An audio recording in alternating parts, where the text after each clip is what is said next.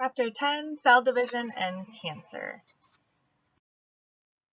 Okay, so the learning objectives for this chapter are 1, to know how and why cells divide and how cell division is regulated. Know what factors contribute to the development of cancer. And also to know how cancer is treated and hopefully also prevented. Okay, so before we get too far into cell division, let's first talk about what tissues are. We've gone through cell and what cells are, what cell theory is, and we've even talked about what stem cells are, right? They're just undifferentiated cells, so they can kind of turn into whatever our body needs them to be, which is really, really helpful and something that we really like having in our back pocket, basically.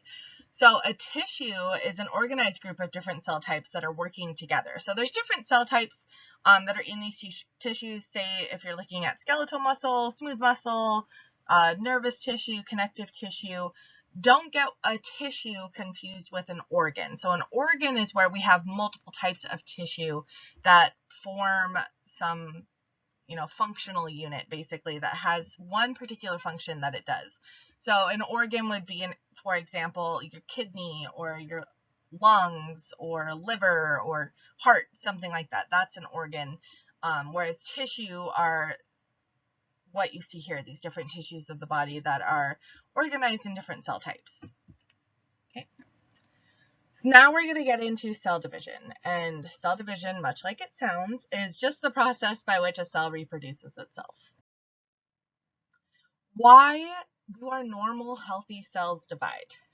Right? We've probably heard of things, reasons why they might divide that aren't potentially normal and healthy. But we do want them to divide for growth and development, as well as cell replacement, and to also heal wounds. So that's less on the healthy side. So for growth and development, obviously, we start with a fertilized egg. Our sperm gets the egg. We then create daughter cells, and those are going to continue to divide through cell division, something called mitosis that we'll talk about here in a second. And they're going to create trillions and trillions of cells that make up the human body and eventually become a fetus. Right? And then as a fetus, you continue to grow until you're a baby, and then you continue to grow until you're a child, and then an adult, and so on and so forth. Okay, so we need cell division for growth and development. We also need it for cell replacement.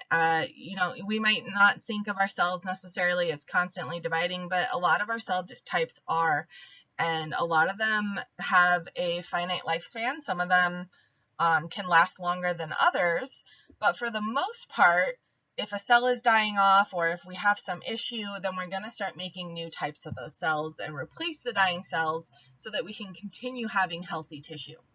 So something like bone marrow, we're regularly dividing to produce new healthy blood cells. The ones that aren't dividing as much are something like nervous tissue. We're not constantly replacing those cells, or heart tissue as well. So that's a problem, right? If we damage our heart, if we damage our brain, that's something that we can potentially see permanent, lasting effects. Last but not least, to heal wounds. And you've seen this. You've cut your finger open and you've seen it heal, hopefully within a couple days, sometimes a little bit longer, depending on the depth and the severity of your wound. But that injury will trigger cell division to happen because it's going to produce these things called growth factors. And these growth factors are basically a signal to the rest of your body, like, hey, we need some help. Let's divide and conquer, right?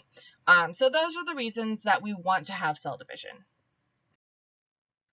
Okay, so now we get into how do the cells divide. And like I said, this is going through something called mitosis. And we're going to talk about all the steps of mitosis here in a second. But keep in mind, when we're talking about mitosis, we're talking about division of body cells. Okay, you'll often hear it referred to as somatic. Excuse my terrible handwriting. Somatic cells, that just means body cells. So we're not talking about your sex cells. When we start talking about sex cells, that's when we're getting into a process called meiosis, and that's coming up in the next chapter. But right now we're talking strictly mitosis. These are your somatic body cells, okay? And when we're going through this, your cell isn't just simply splitting in half. It's got to go through a bunch of different phases. If it were splitting in half, you would just have half the cell. You would lose half the contents, and as you go through cell division, your cells would just get smaller and smaller. We don't want that, right? So instead, we're going to go through this whole long process to produce an identical cell, okay? And that's what we call the cell cycle. So this is our ordered sequence of stages. We have both preparatory and division phases. Our preparatory phases, or preparatory phase, I should say, is much longer. It's the longest part of mitosis as a whole, and it's what you're most likely to see cells in as you're going through and looking like under the scope, or if you were able to magic school bus through your body, same thing. You would see the majority of cells that are going through cell division in this preparatory phase. Okay.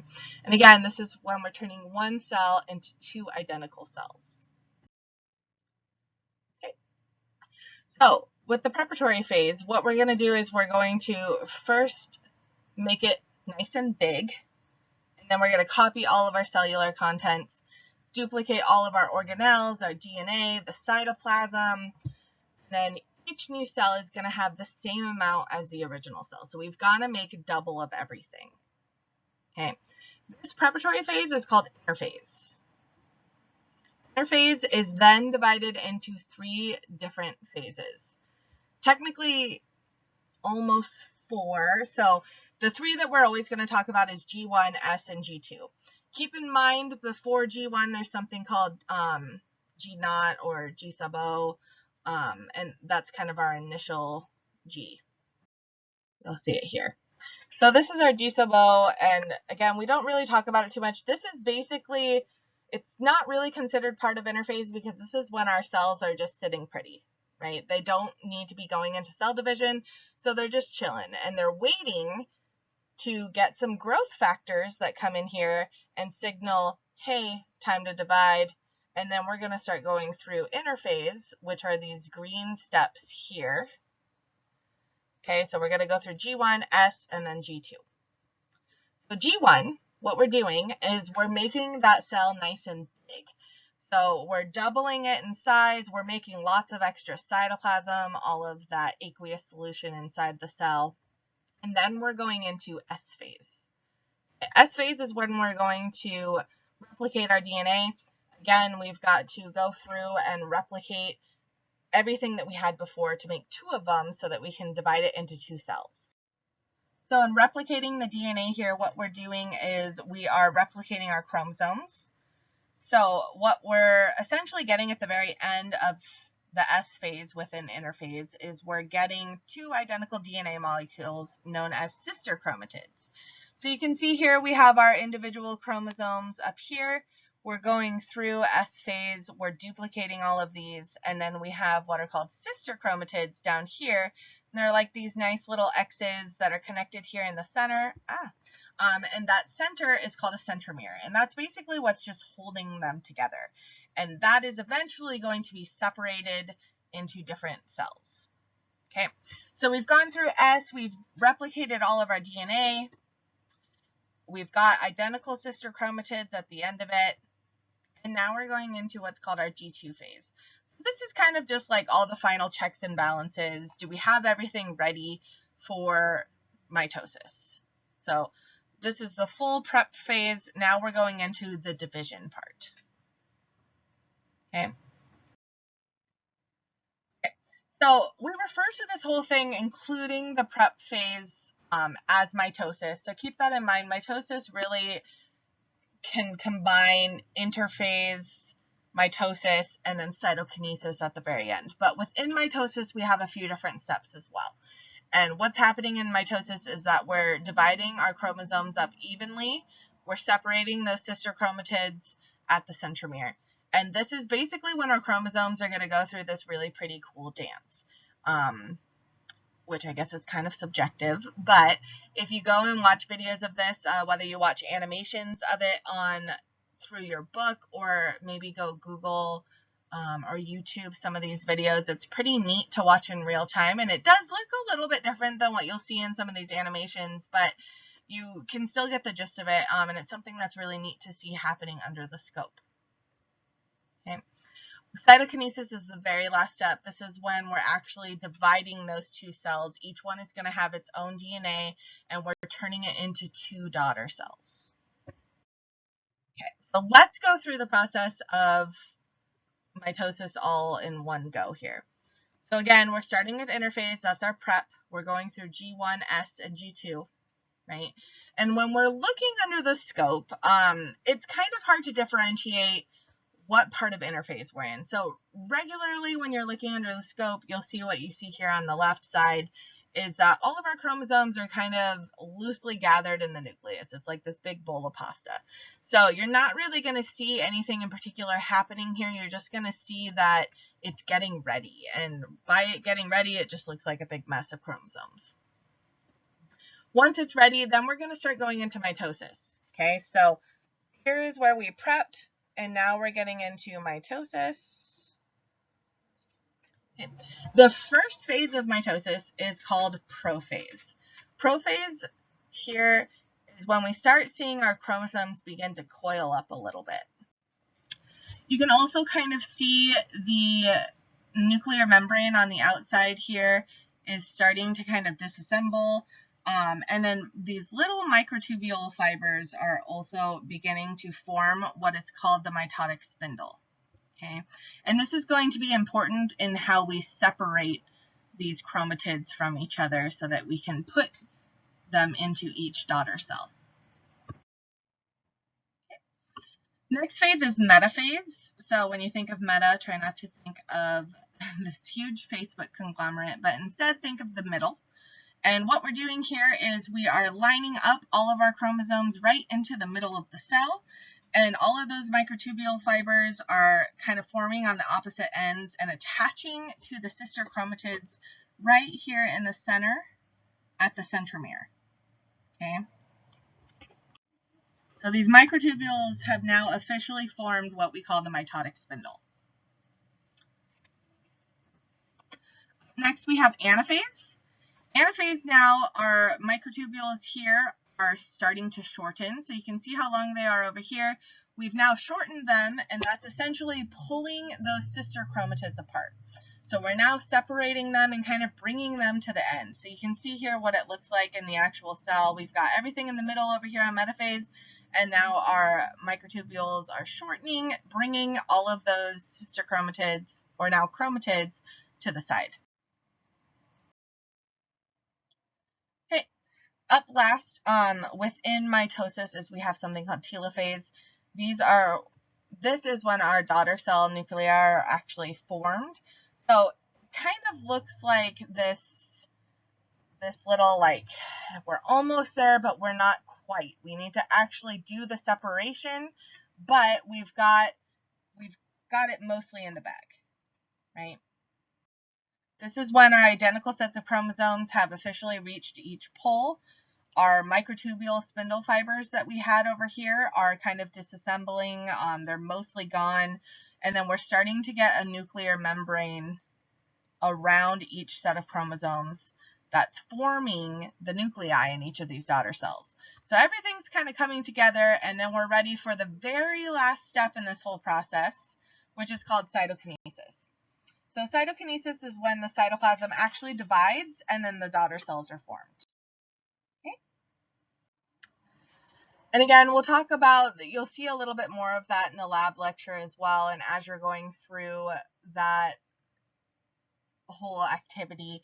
But mitosis in general, you'll hear me refer to it as mitosis, and that really includes interphase, mitosis, and then last but not least is cytokinesis. And then within each of those, you have a few different things happening, right? So interphase, we have those three things happening.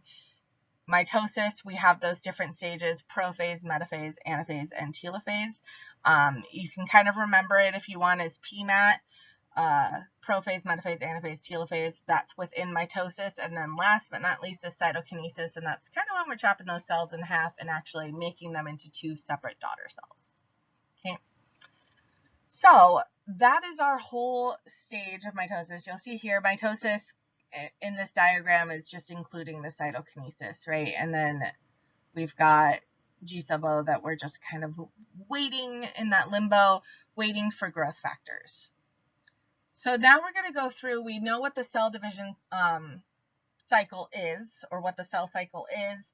Now we're going to go through how it's regulated. So we talked a little bit about this, or I think it was mentioned in the last chapter, but we have what you'll normally hear me refer to as 3 different checkpoints. There's actually 4. The first one is often not discussed, or at least I don't really think about it too often. It happens right at the beginning of G1, or as you're sitting here waiting to see if you should go into cell division. And it basically is asking, do we have growth factors? If there's growth factors that are going to signal cell division, then yeah, we're going right into cell division. If they're not there, we're not going to go into cell division. So that's kind of the first checkpoint. After we go through G1, all of our cytoplasm is basically doubled. We've made the cell a lot bigger. Now what we're going to do is we're going to look at the DNA that we do have. This is our first checkpoint. It's right at the beginning of S, possibly at the ending of G1, depending on how you want to look at it. But we'll say it's right at the beginning of S, and we're going to ask ourselves, pretend we're a cell right now, and we're going to ask, is there DNA damage that needs to be repaired? If there is, we're going right back here. If there isn't, then we're going to continue going into S. This is our synthesis phase. This is when we're replicating our chromosomes here. And if there's any irreparable damage that's in here, that's when we're going to go into something called apoptosis. So apoptosis is basically cell suicide. It's a programmed cell death that our body does as a checkpoint as well, to say, hey, we really can't fix this cell, we just need to kill it off. And our body is constantly doing this. We're having lots of cells that are going through through apoptosis at different times. It could be because they're old, it could be because of mutation, it could be because of a lot of different things, but our body is really good at recognizing, hey, we need to kill this cell off so that it doesn't cause any further problems. So once we go through S, at the end of S, beginning of G2 really is when we have our second checkpoint, the second checkpoint that I'm going to argue. And this is, did our chromosomes replicate properly? So did we see them replicate the way that they were supposed to, or do we need to go into apoptosis? Do we need to go backwards? What needs to happen here? If they replicated properly and we have different pairs of sister chromatids that are attached by a centromere, then we're going to go through G2, finish all of our prep, and go right into mitosis. So going into mitosis, our last checkpoint is happening kind of close to the end of mitosis. Can you guess what phase this is in? So our last checkpoint here is happening pretty much at the end of anaphase. So this is when, again, those microtubules have kind of shortened, they're pulling off to the sides, and we're looking to see if our chromosomes have aligned properly for this separation.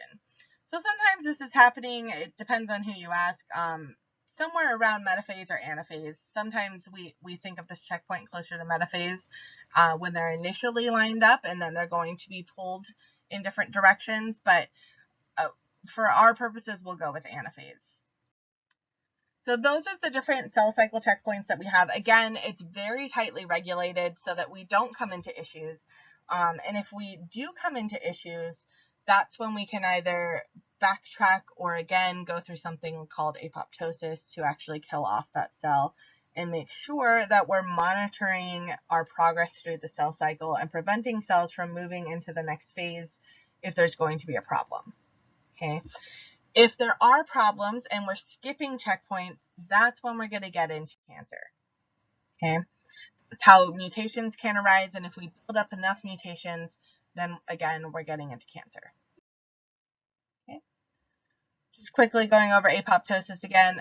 Remember, it's our programmed cell death or cell suicide. You'll see it referred to as a lot, and this is when our cells accumulate enough damage to their DNA that it's going to interfere with multiple checkpoints, and that is going to result in cancer.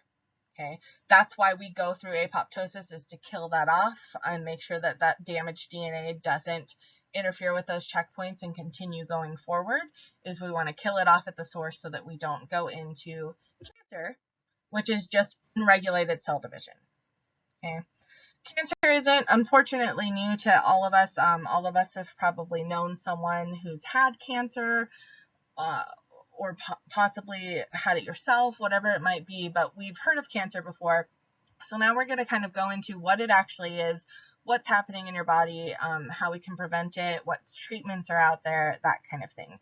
But again, cancer is basically when we have so many mutations. It doesn't just happen in one mutation. It's a buildup of mutations that occur that cause this unregulated cell division. When we're talking about cancer and having multiple mutations in several different genes that are leading to this is what is often referred to as a multi-hit model of cancer. So basically each quote-unquote hit is a mutation, right? And multiple of these hits are needed to actually cause the disease, to cause cancer. So other than just getting these random mutations, how do we get cancer, right? And your book talks quite a bit about these different genes that we have, BRCA1 and BRCA2, or BRCA1, BRCA2, also commonly referred to as the breast cancer genes. BRCA1 is on chromosome 17, BRCA2 is on chromosome 13. These are two of the better studied genes that have involvement in cancer, specifically breast cancer, and also leads to a higher risk of ovarian cancer or even prostate cancer in men. And there's a lot of different genes that go into different cancers depending on what you're looking at. Obviously, this is one that we found that's pretty highly associated with a risk for breast cancer or ovarian cancer, or like I said, prostate cancer. But there's lots of genes that we have yet to discover. And some of them are working on several different genes. So it's really difficult to kind of pick out because they're still kind of working with that multi-hit model where you need a hit on several different genes to actually go through and cause cancer. But in talking about these genes specifically, if you have a mutation in either your BRCA1 or BRCA2 gene or in both, that's going to increase the risk of you developing breast cancer. It doesn't mean that you are for sure going to get cancer, but it means that you've got an increased risk. So you can see here in the graph down below, the figure here, you can see risk of cancer percentage, pretty low if you have normal BRCA genes. You could still obviously get cancer. That's something that still happens. It's called sporadic. It's not inherited.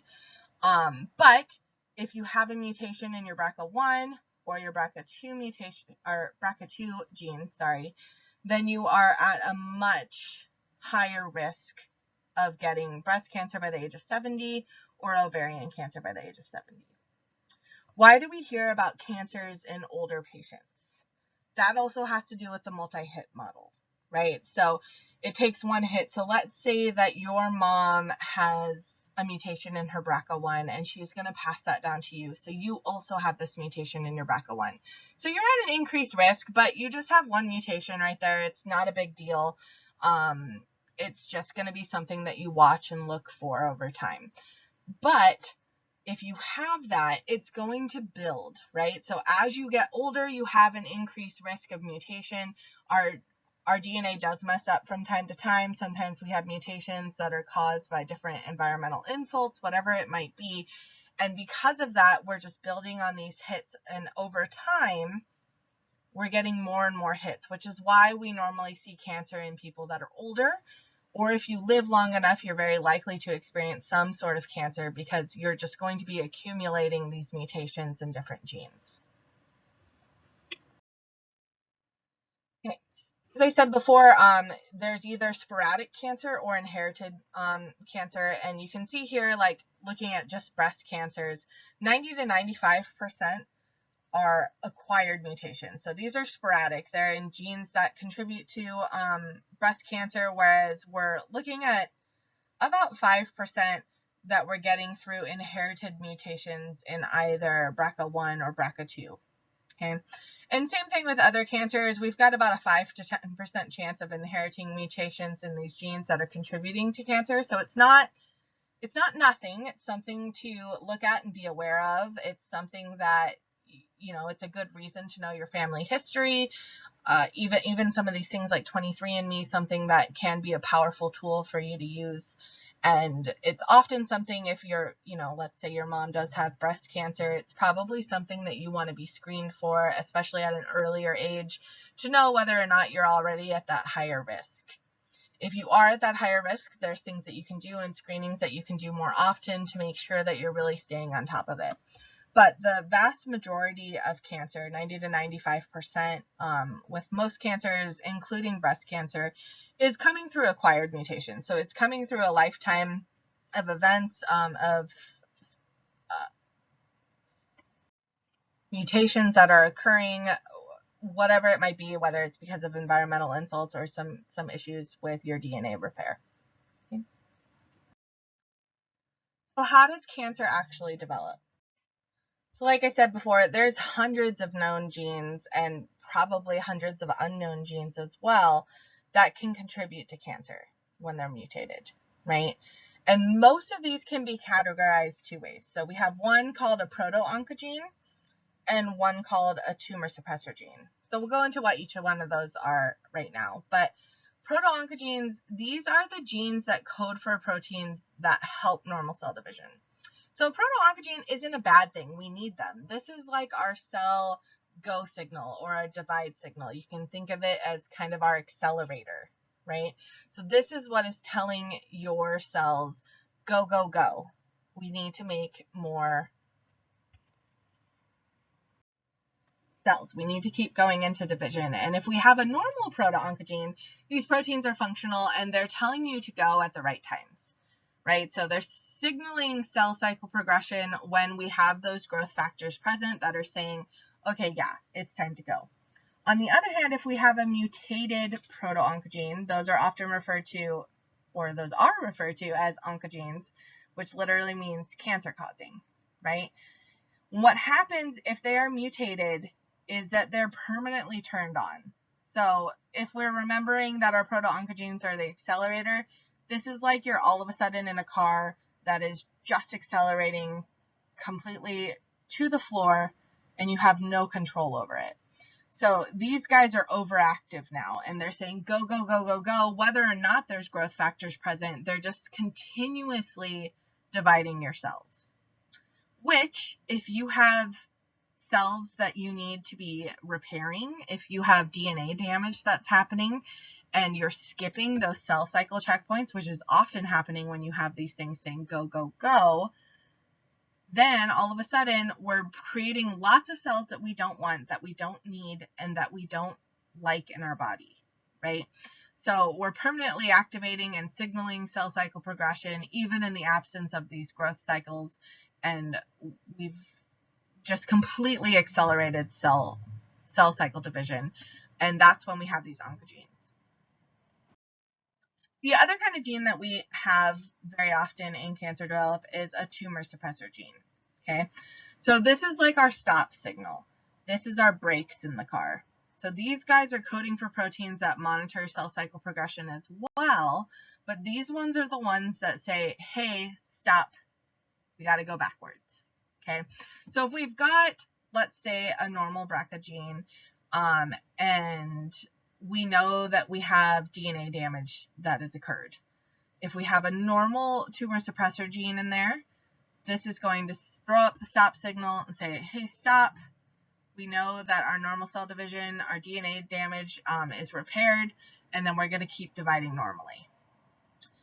If we have an issue with the tumor suppressor gene, if it's mutated, what it's going to happen is it's going to, in this case, inactivate it.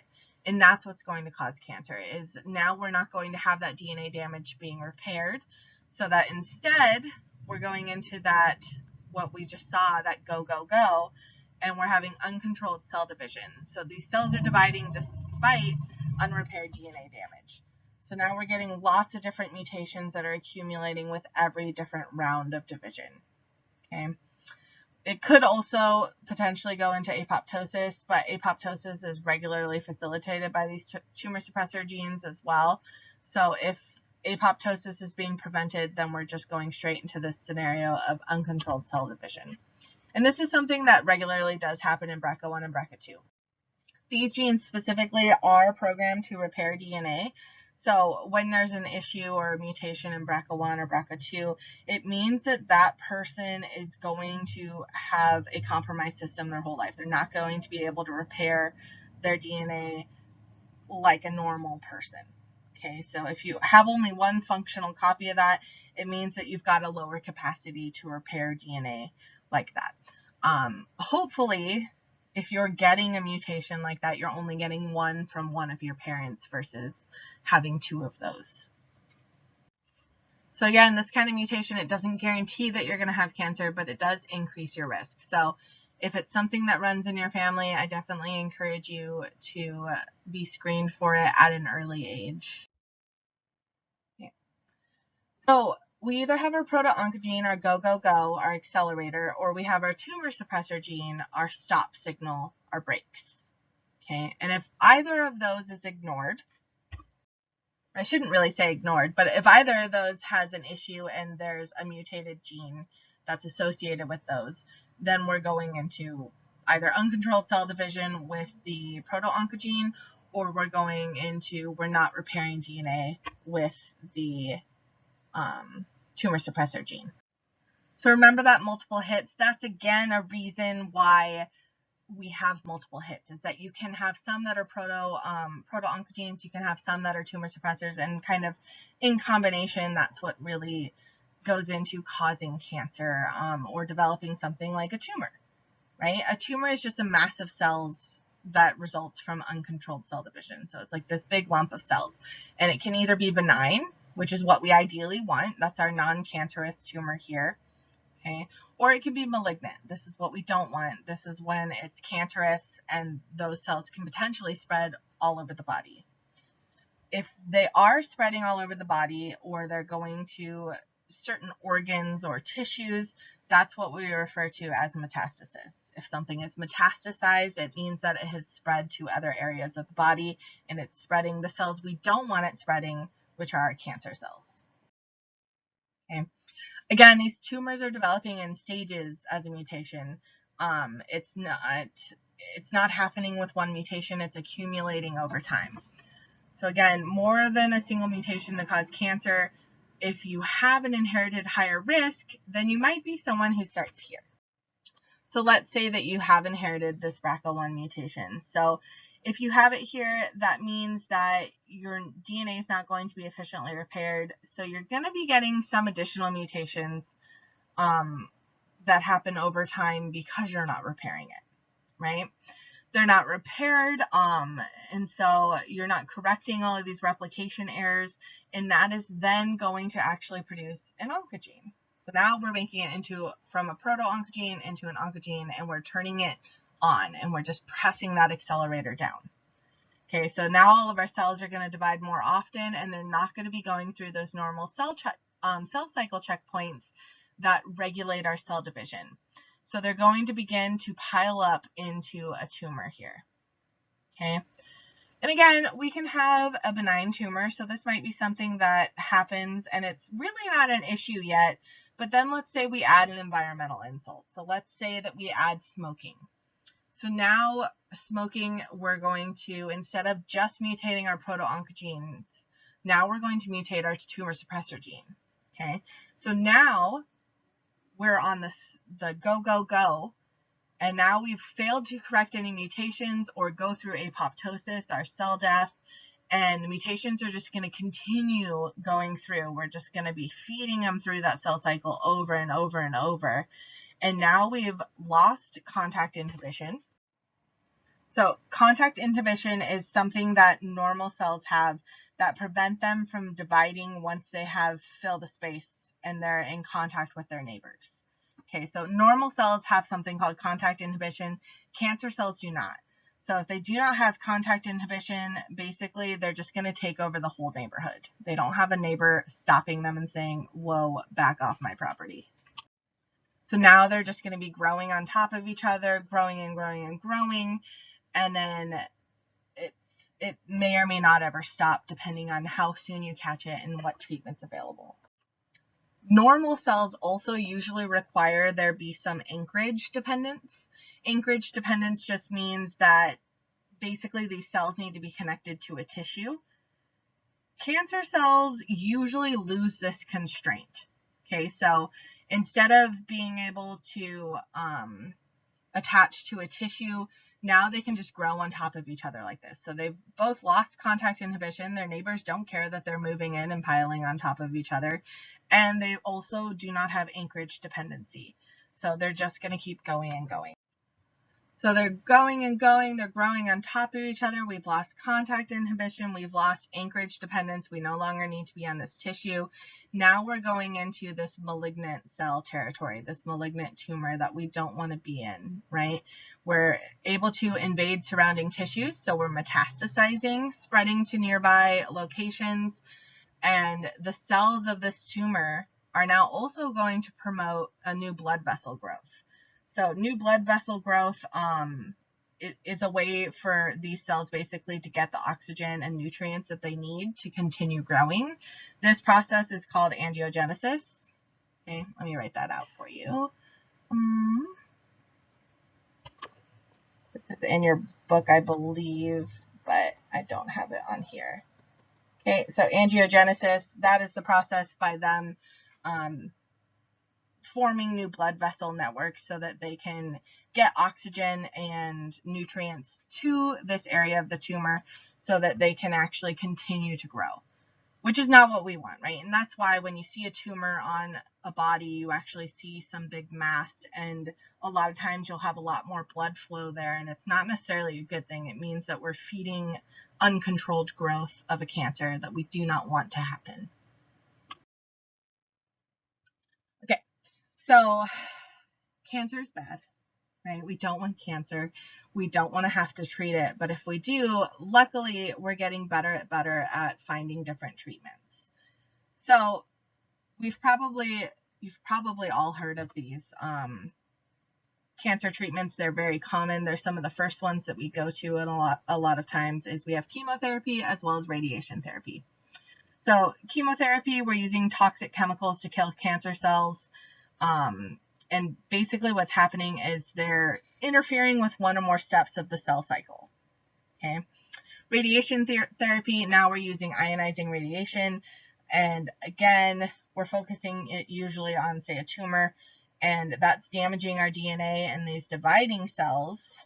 The cancer cells aren't really going to be able to repair that DNA damage, but the normal cells can to some extent. So those are going to die, and then hopefully our normal cells are going to pick back up. The problem with chemotherapy and radiation therapy, right, is that they're not specifically targeted to they're not specifically targeted to cancer cells. So when you do chemotherapy, when you do radiation therapy may be a little bit more so targeted that they're doing radiation therapy on a particular body part or a particular space on your body. But chemotherapy in general, you're pumping a bunch of toxic chemicals in your body and hoping to kill off those cancer cells. But the bad thing is that we're killing off everything, right? We're killing off a lot of things. That's why when you go through chemo, you have very low immunity, you lose your hair, lots of different things, because we're killing more than just cancer cells. So the good news is we get rid of the cancer cells. The bad news is that it's going to take you quite a bit to bounce back from that, because then your body's got to repair a lot of normal cells that we've also killed off. So ideally, you would be able to do something that's a little bit more targeted, right? So targeted therapy is specifically going for cancer cells, and it's not harmful for normal cells. So this is ideally what we want. These therapies are usually going after a specific defect in the cancer cell, like a mutated protein from an oncogene or a tumor suppressor, whatever it might be. And an example of targeted therapy is down here. You can see we have these PARP proteins.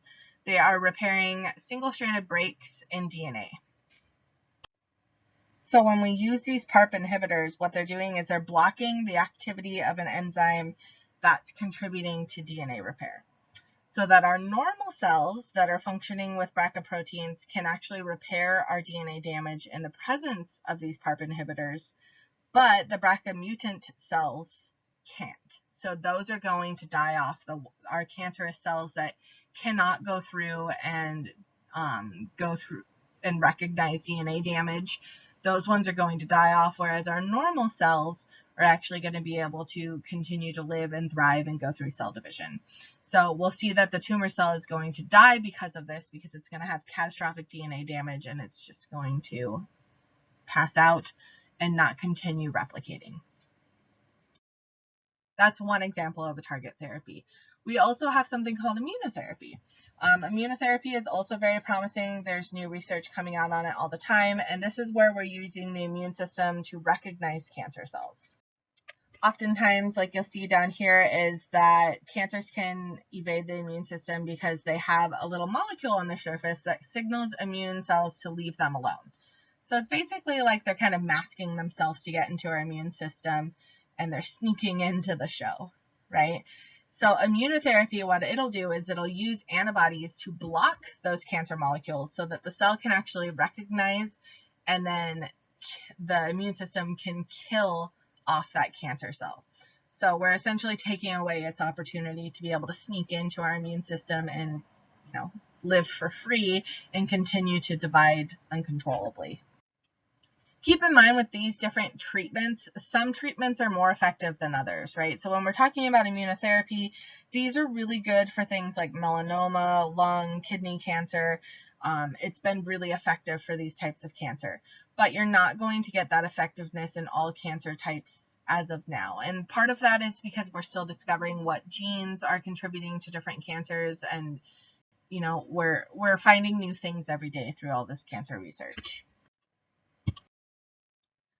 So what can you do to actually reduce the risk of cancer?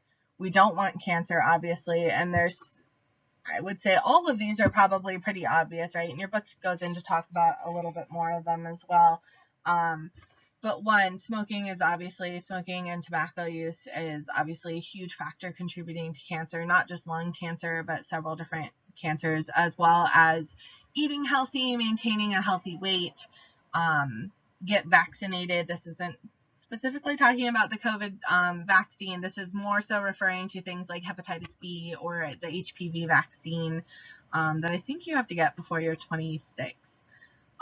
So these kind of vaccines have been really helpful in reducing the risk of certain cancers like HPV, let's say, that come about because of these different viruses that are affecting. Sometimes it's children, sometimes it's adults. It depends on when you get the virus, but they're leading into different cancers. Also, avoid harmful environments, avoid radiation, excess radiation, avoid UV radiation, screen regularly for cancer. Usually cancer screenings start above 30, oftentimes above 40, depending on who you are and what you're getting screened for, whether you're male, female, and what your family history is. But if you are, let's say, getting tested for some of these hereditary cancers, like if your parents have breast cancer or prostate cancer or something like that, it might be something that you want to look into, whether you have a mutation on your BRCA1 or BRCA2, because that could maybe lead to a different screening schedule for you. So that's a little bit of how to reduce cancer. I'm sure that all of that was pretty obvious and probably pretty well known to you, but that is, in a nutshell, cell division and cancer. So make sure that you understand the different things that are happening through mitosis, as well as how that can basically go rogue and turn into cancer over time.